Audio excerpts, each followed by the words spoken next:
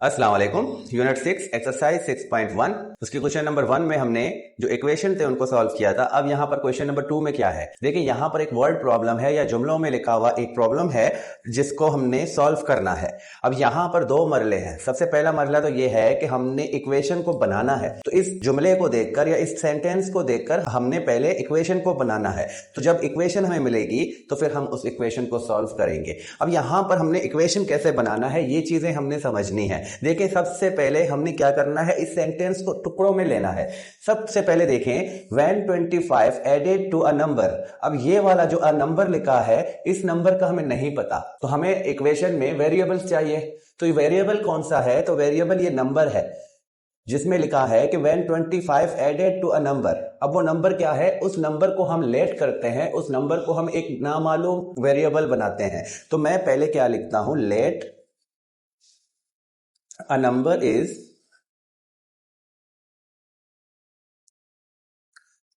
x। तो ये पहला काम हमारा जिसमें हमने x को ढूंढा।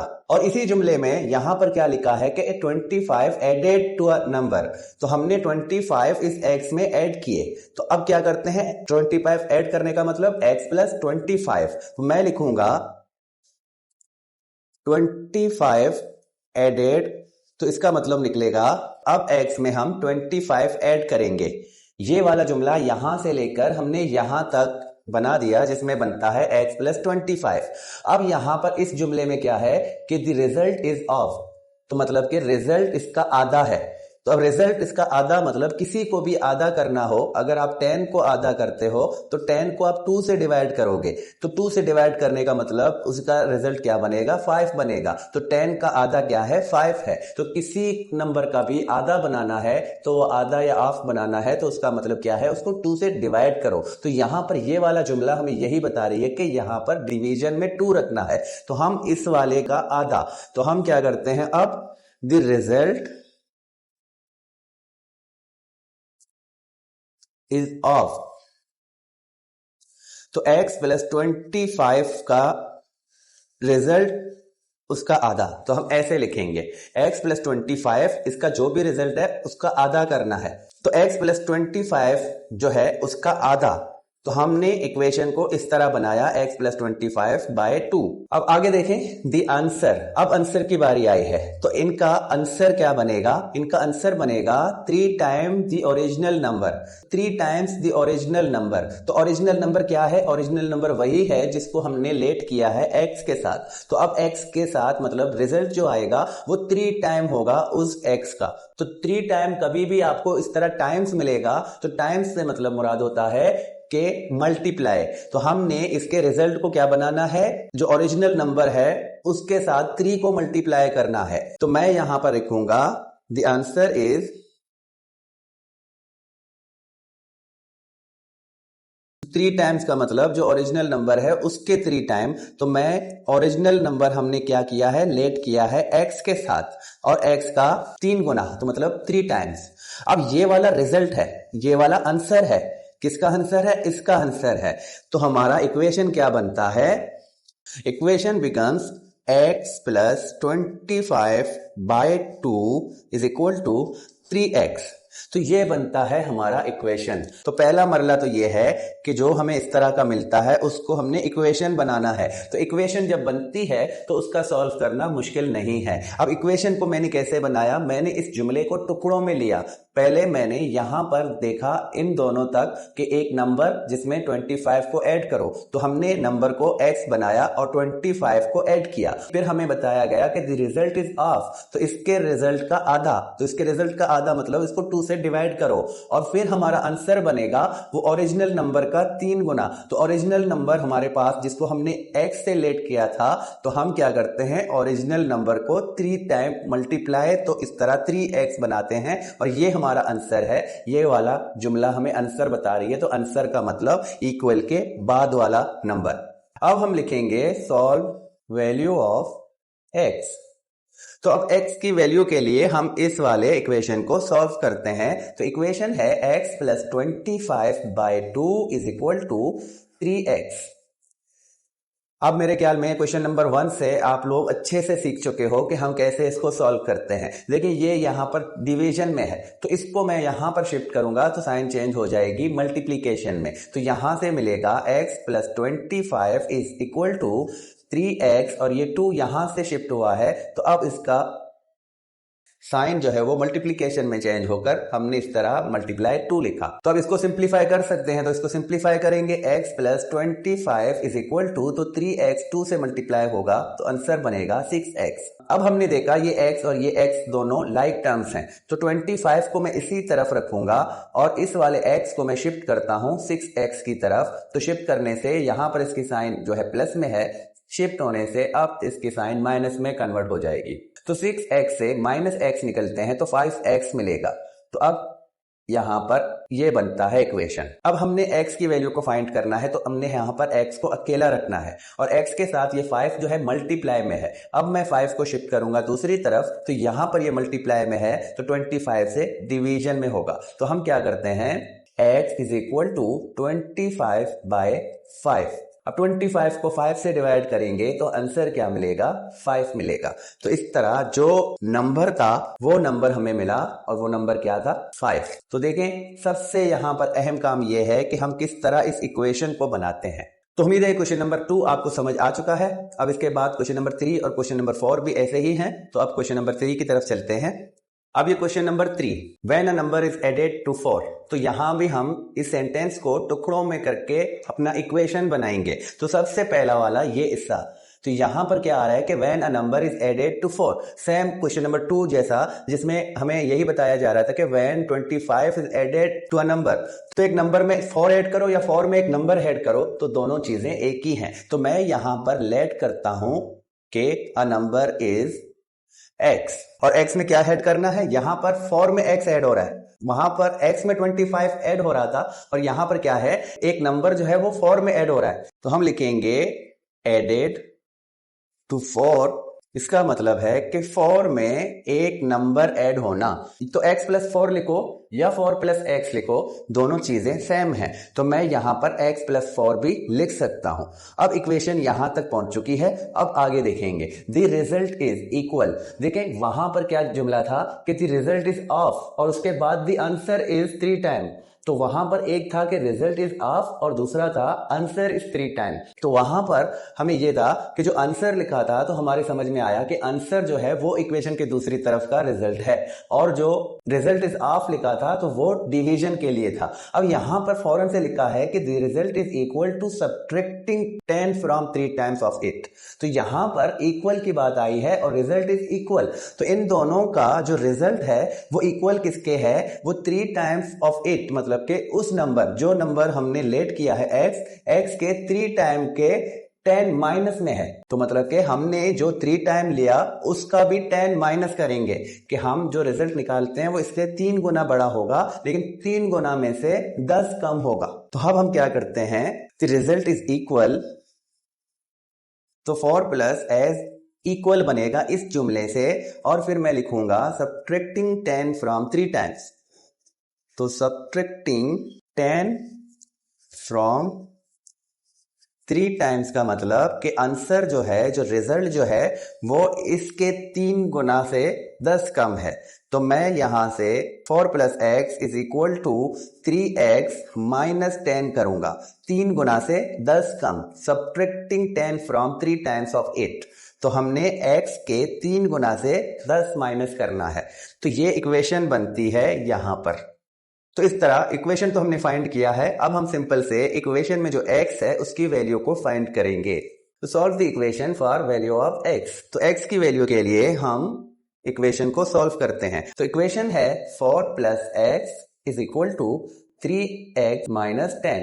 अब यहां पर भी एक कांस्टेंट है, दूसरा वेरिएबल है, और यहां भी एक कांस्टेंट है, दूसरा वेरिएबल है। तो हम क्या करते हैं, दोनों वेरिएबल्स वालों को एक साइड और कांस्टेंट वालों को एक साइड शिफ्ट करेंगे। तो ये 4 पहले से यहां रखा है, मैं इस 4 को यहीं पर रखूंगा और माइनस 10 जो यहां पर है इसको शिफ्ट करूंगा तो साइन चेंज हो जाएगी, प्लस 10 बनेगा। और यहां से 3x पहले रखा है तो अब ये प्लस x यहां से जब शिफ्ट होगा तो इसकी साइन बनेगी माइनस। अब इन दोनों का प्लस क्या बनता है, 14, और इन दोनों का 3x से माइनस 1x निकलेंगे तो मिलेगा 2x। तो मैं यहां पर इनको लेफ्ट साइड में और 14 को राइट साइड में लिखूंगा। अब मैं x से ये 2 हटाऊंगा तो 2x के साथ मल्टीप्लाई में है, यहां पर ये डिवाइड होगा तो x 14/2 के इक्वल बनेगा। और 14 डिवाइडेड बाय 2 तो 2 से डिवाइड करें जब 14 को तो हमें रिजल्ट क्या मिलेगा, 7 मिलेगा। तो इस तरह इस इक्वेशन को हमने सॉल्व किया तो वो नंबर जो यहां पर हमें फाइंड करना है कि when a number is added to 4 तो वो नंबर क्या है, वो नंबर है 7।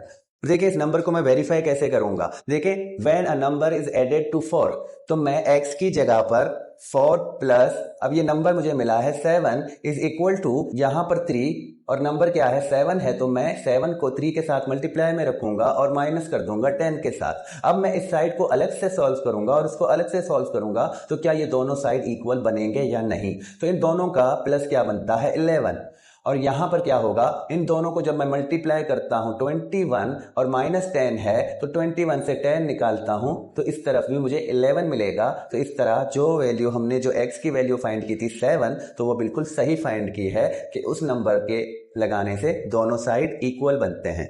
ऐसे क्वेश्चंस के लिए भी आप जितना ज्यादा प्रैक्टिस करोगे, जितना ज्यादा इक्वेशन बनाने की प्रैक्टिस करोगे, आप उतने अच्छे से इनको समझोगे। तो हम नेक्स्ट की तरफ चलते हैं। अब question number 4, Bilal is 6 years older than Ali. 5 years from now the sum of their age will be 40. How old are both of them? अब यहां पर हमने पहला वाला ये वाला सेंटेंस देखना है कि ये वाला सेंटेंस हमें क्या बता रहा है। देखिए यहां लिखा है Bilal is 6 years older than Ali, तो यहां पर बिलाल को अली से 6 साल बड़ा किया गया है। तो अली से बिलाल 6 साल बड़ा है। अब अली का जो एज है वो हमें नहीं पता, तो यहां पर जो x लगाना है वो x किस पर लगेगा, वो अली के एज पर लगेगा। तो मैं लिखूंगा एज ऑफ अली, तो मैंने अली के एज को x के इक्वल कर दिया और बिलाल की एज क्या बनती है, अली से 6 साल बड़ा। तो अली x है और बिलाल 6 साल बड़ा है तो बिलाल को मैं +6 बनाऊंगा x के साथ। तो मैं लिखूंगा एज ऑफ बिलाल x +6। तो ये एज जो है बिलाल का और ये अली का। तो अब यहां पर हमने दोनों के एज को x के साथ लेट करके लिखा है। अब नेक्स्ट में क्या है, 5 years from now, मतलब कि आज से 5 साल बाद। तो 5 साल बाद इन दोनों के उम्रों में 5-5 साल और ऐड होगा। तो अब हम क्या करते हैं, हम इसको भी 5 प्लस करते हैं और बिलाल के एज में भी 5 प्लस करते हैं। तो मैं क्या करूंगा 5 years, तो 5 years from now, तो अब अली की एज क्या बनेगी, तो एज ऑफ अली मैं लिखूंगा x +5 और बिलाल के एज का क्या होगा, एज ऑफ बिलाल, तो x +6 जो कि बिलाल की एज है उसमें हम प्लस कर देंगे 5। तो अब अगर मैं इसको सिंप्लीफाई करूं तो मुझे क्या मिलेगा, तो ये दोनों प्लस हो जाएंगे तो x +11 बनेगा। तो इस तरह बिलाल की जो एज है वो बनती है x +11 और अली की एज जो बनती है x +5। अब आगे क्या है, the sum of their age will be 40। तो अब इन दोनों के जो एज है इनका सम, तो सम का मतलब है प्लस, कभी भी सम दिखा तो मतलब के एडिशन, तो हमने प्लस की साइन लगानी है। इन दोनों के एज का प्लस जो है वो 40 बनता है। तो मैं क्या करता हूं, अली की एज क्या है x +5 और प्लस करता हूं x +11 जो कि बिलाल की एज है और ये इक्वल किसके होते हैं, sum of their age will be 40। तो अब 5 साल बाद इन दोनों के उम्र का जो एडिशन या सम या मजमुआ जो है वो बनेगा 40। तो अभी इनकी क्या उम्र है, तो अभी की उम्र हमें नहीं पता। हमने इस जुमले के हिसाब से इन दोनों का लेट करके x के साथ जो एजेस बनाए हैं और एजेस का सम जो है 40 बनता है। ये 5 साल बाद की बात है। तो अभी हमें x की वैल्यू मिलेगी तो वो आज की जो इनकी उम्र है वो मिलेगी, क्योंकि हमने +5 यहां भी डाला है और +5 यहां भी डाला है। तो अब मैं इसको सिंपल करता हूं। तो सिंपल कैसे होगा, देखिए यहां पर ये जुमला है x +5, मैं अगर ब्रैकेट खोल भी दूं तो इसको बगैर ब्रैकेट के इस तरह लिख सकता हूं और इस वाले ब्रैकेट को प्लस से मल्टीप्लाई करूं तो प्लस इंटू प्लस, प्लस का x और प्लस इंटू प्लस प्लस का 11 और दूसरी साइड में क्या है 40 है। तो अब ये दोनों लाइक टर्म्स हैं, x है तो ये बनते हैं 2x और यहाँ पर प्लस 5 ये प्लस 11, तो इन दोनों को अगर मैं प्लस कर दूं तो ये बनेंगे प्लस के 16 जो कि इक्वल होगा 40 के। अब प्लस का 16 यहां से उठाकर मैं दूसरी तरफ ले जाऊं तो 2x इज इक्वल टू 40। अब इसकी वाली साइन जो है वो चेंज हो जाएगी तो -16 बनेगा। तो 2x इज इक्वल टू 40 से 16 निकालता हूं तो मिलेगा 24 और फिर 2 जो x के साथ मल्टीप्लाई है इसको यहां शिफ्ट करता हूं तो x इज इक्वल टू 24/2 बनेगा और इस तरह 24 को हम 2 से डिवाइड करेंगे तो रिजल्ट मिलेगा 12। अब x की जो वैल्यू है वो मिली है 12, तो 12 जो है x की वैल्यू है और x किससे हमने रिलेट किया है, एज ऑफ अली। तो मतलब कि अली के एज का हमें पता चला, तो अली की एज क्या है, तो हम लिखेंगे age of Ali is 12 year. और बिलाल की क्या उम्र बनेगी, तो हम अब लिखेंगे एज ऑफ, तो एज ऑफ बिलाल में क्या है कि x प्लस 6 है, तो x की वैल्यू क्या है 12, तो 12 प्लस 6 इज इक्वल टू 18, तो बिलाल की एज क्या बनती है 18। अब ये इनके करंट एजेस हैं, अली की एज 12 है और बिलाल की एज 18 है, तो यहां पर क्या है कि 5 years from now the sum of their age will be 40। अब इन दोनों के उम्रों में मैं 5 साल ऐड कर दूंगा, तो उन दोनों को जब मैं सम कर दूं तो क्या वो 40 बनेंगे या नहीं। देखें अली 12 साल का है तो 5 साल बाद वो 17 साल का बनेगा और बिलाल 18 साल का है, तो इसमें भी अगर 5 में ऐड कर दूं तो यहां इसकी उम्र बनेगी 23 और इन दोनों का जो मैं प्लस कर दूं तो अब ये बनेंगे 40। तो 5 साल बाद इनकी उम्र 17 और 23 बनेंगे और इनका सम क्या बनेगा 40 बनेगा। तो अभी जो करंट वाली एजेस क्या हैं कि अली वाली एज 12 ईयर्स है और यहां पर 18 ईयर्स मैं लिखूंगा ऐसे। तो उम्मीद है आपको ये क्वेश्चन भी समझ आ चुका है। सबसे मेन काम इक्वेशन को बनाना है। जब तक आपने इक्वेशन सही नहीं बनाया तो आपका ये जो सॉल्व करना है ये काम का नहीं बनेगा। असल काम आपने यहाँ पर इस वाले जुमले को या सेंटेंस को समझना है और उसको टुकड़ों टुकड़ों में लेकर अपने अपना इक्वेशन बनाना है। तो इसी के साथ इस वीडियो को एंड करते हैं। नेक्स्ट वाली क्वेश्चन जो है उसमें हमें फिर से इक्वेशन मिलते हैं जो रेडिकल फॉर्म में है। रेडिकल फॉर्म मतलब कि स्क्वायर रूट में है, तो अब वो सॉल्व करना सीखेंगे नेक्स्ट वीडियो में इंशाल्लाह। तब तक के लिए खुदा हाफिज।